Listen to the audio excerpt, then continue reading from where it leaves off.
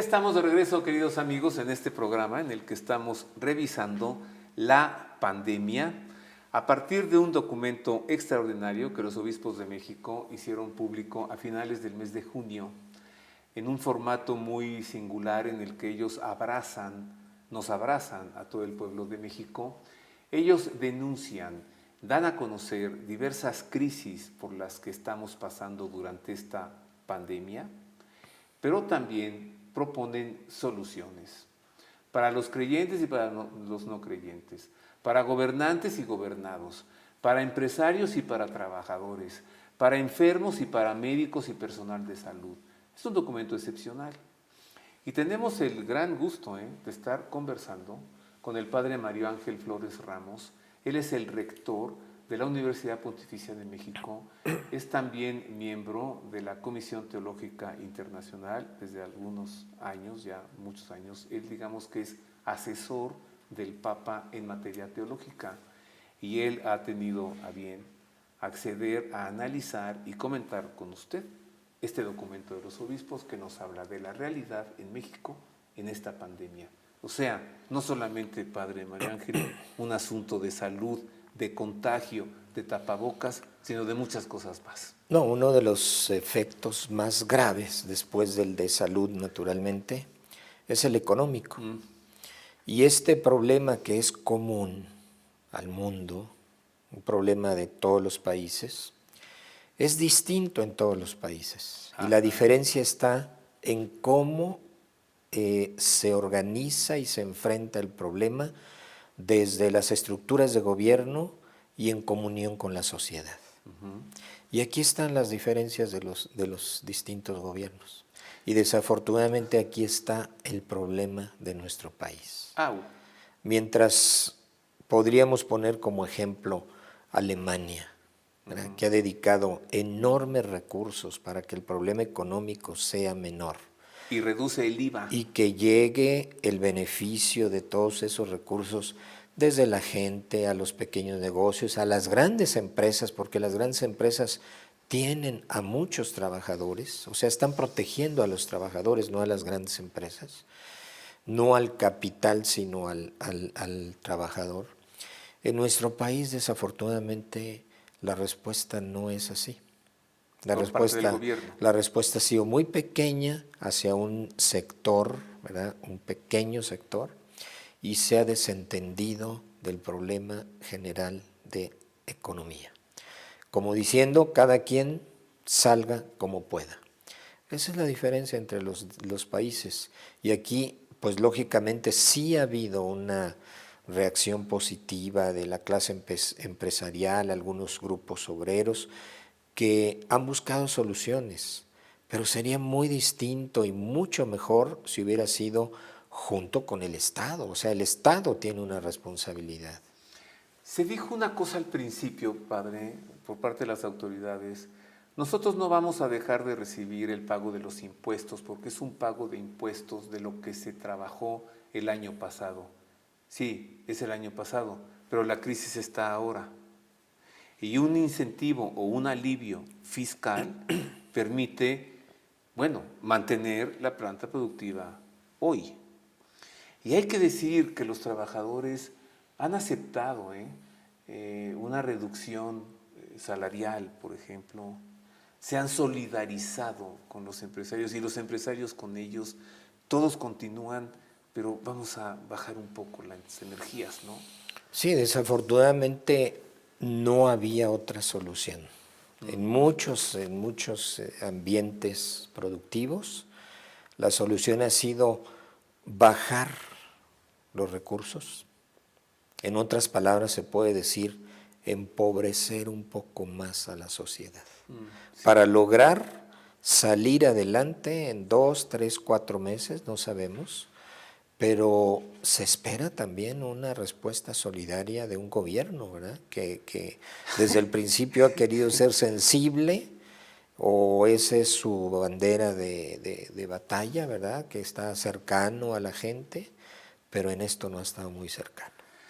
Mira, si los bancos te ofrecieron por mensajes, por correos electrónicos, responda usted si quiere, podemos comenzar a cobrar dentro de 3 meses.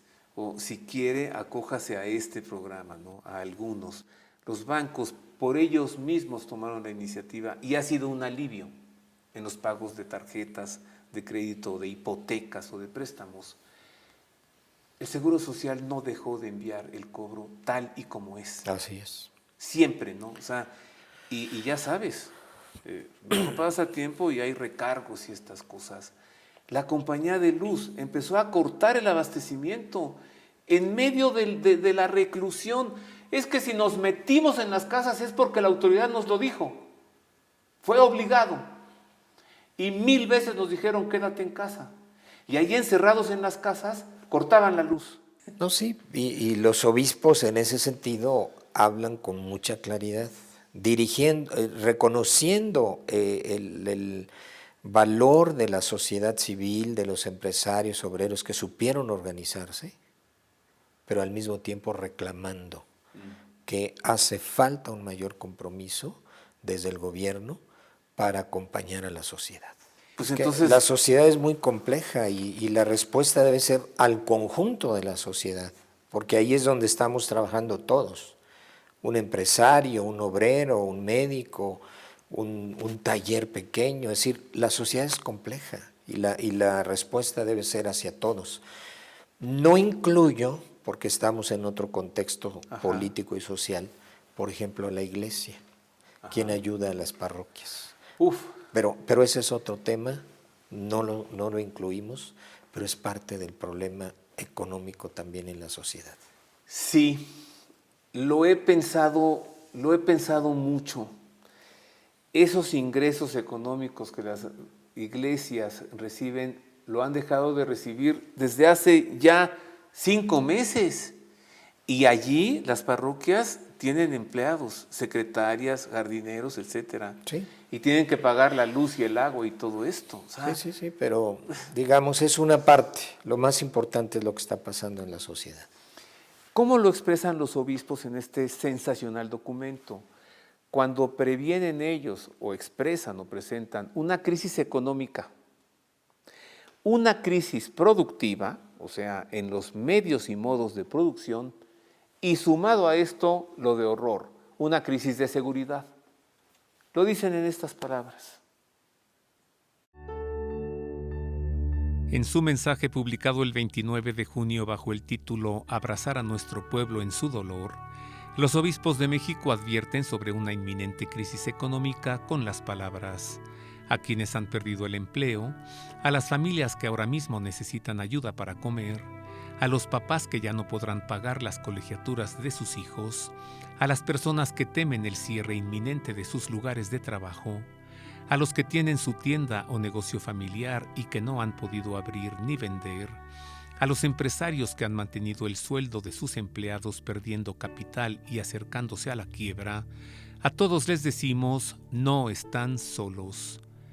Urge que todos los sectores competentes, gobierno, empresarios y sociedad, generemos condiciones que modifiquen el escenario desolador que estamos viviendo.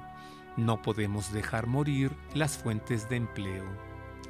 Los obispos también señalan la amenaza de una crisis productiva y laboral y presentan un llamamiento a gobernantes y legisladores para que propongan de manera creativa y oportuna las mejores soluciones y los incentivos imprescindibles que permitan sortear los difíciles meses de cuarentena para el sector productivo. Descuidar a los generadores de empleo no tendrá ningún resultado positivo a mediano y largo plazo. Implementar todas las medidas que sean necesarias para preservar las fuentes de empleo y promover el espíritu emprendedor. El episcopado mexicano también ha señalado la crisis de seguridad que se padece en todo el territorio nacional. La violencia es la única que no está en cuarentena y sigue su estela de muerte e inhumanidad en todo México. Suman ya 14,000 asesinatos en lo que va del año.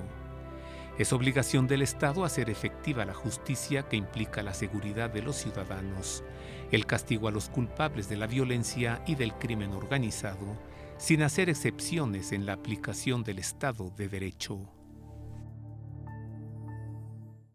Qué bien lo expresan los obispos.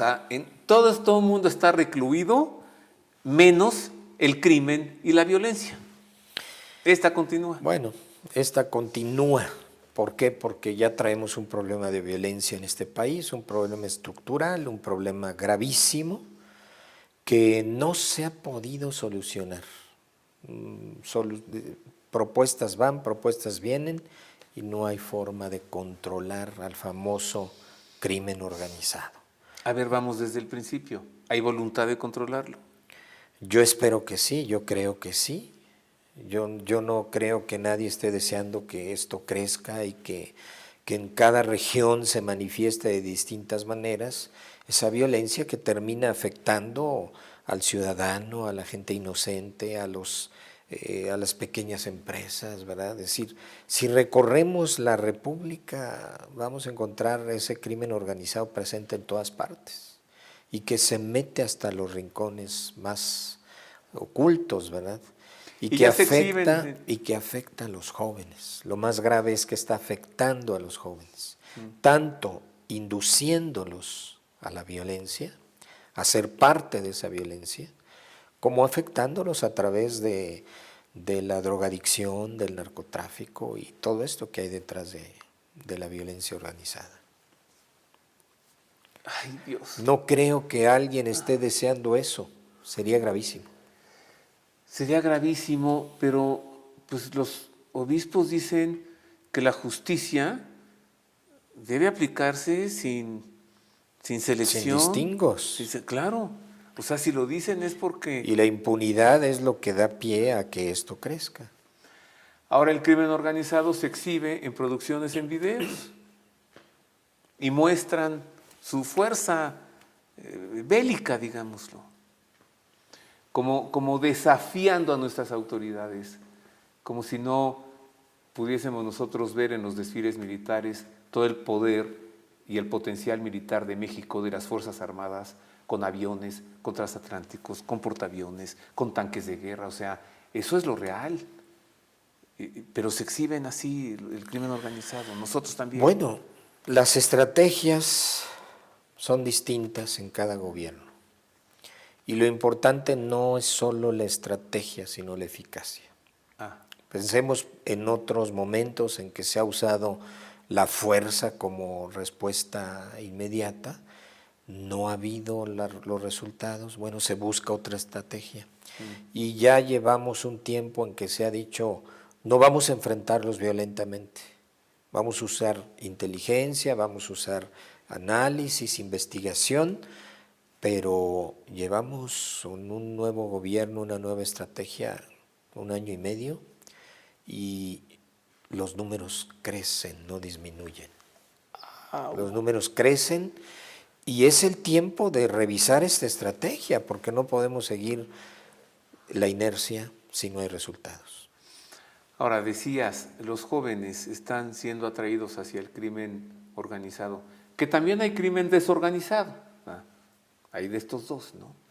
Entonces, sea para desempeñarse allí en el crimen organizado, sea para consumir drogas, o sea, ¿qué generación viene, padre? Los obispos ven esto también, peligro para México. Claro. ¿Qué generación va a estar aquí tomando decisiones? Mira, ya vivimos lo que podríamos calificar como una decadencia, una cultura en decadencia. ¿En el mundo? En el mundo, y que naturalmente lo estamos viviendo en México. Nos hacemos muchas veces las preguntas, pero ¿cuándo comenzó todo esto, no? ¿Por qué hemos caído a esta realidad? Si hace 25 años, 30 años, quienes tenemos un poquito más de edad, decimos, pues esto no se veía, estos no eran nuestros problemas. Pero de pronto estamos rodeados de una problemática de violencia, de inseguridad, de drogadicción, de tráfico de drogas, de producción. ¿Qué pasó en esto? Ya de alguna forma un documento antiguo de la Iglesia, bueno, digo antiguo, Santo Domingo, 1992, comienza a hablar de la cultura de la muerte con este tipo de características. Estamos llevando la sociedad a una cultura de la muerte, donde la vida empieza a ser no valorada, la vida humana, Y entonces todo lo demás viene por consecuencia, la cultura de la muerte. Y el Papa Benedicto, ¿qué no denunció una dictadura del relativismo? Sí, ¿Y esto es la consecuencia de eso? así estamos en una sociedad muy difícil. Sí, vemos los efectos, la violencia, la drogadicción, pero ¿de dónde viene? ¿Cuál es la causa? Hemos comenzado a no valorar la dignidad humana, a no respetar la vida humana, a no apoyar la familia, a meter en la educación una serie de elementos que más que formar en los valores desestructuran.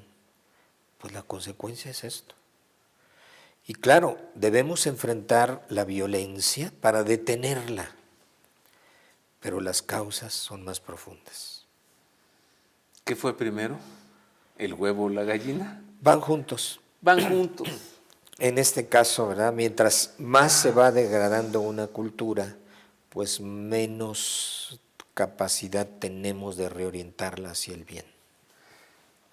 Es decir, en México hoy, en la sociedad mexicana y en la humanidad de manera más amplia, se está viviendo una decadencia moral y una degradación social, Así es. desvalorizando la dignidad del ser humano Así es. por nosotros mismos. Yo lo señalo como algo más genérico, ¿verdad? Una decadencia cultural.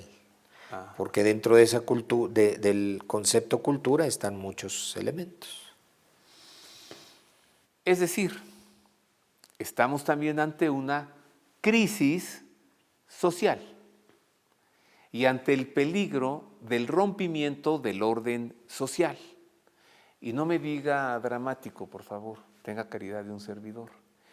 Esos embates que hemos visto de la sociedad vuelta loca en los Estados Unidos y en México, en Polanco, destruyendo negocios, pintarrajeando, eso es como una muestra de algo que puede crecer.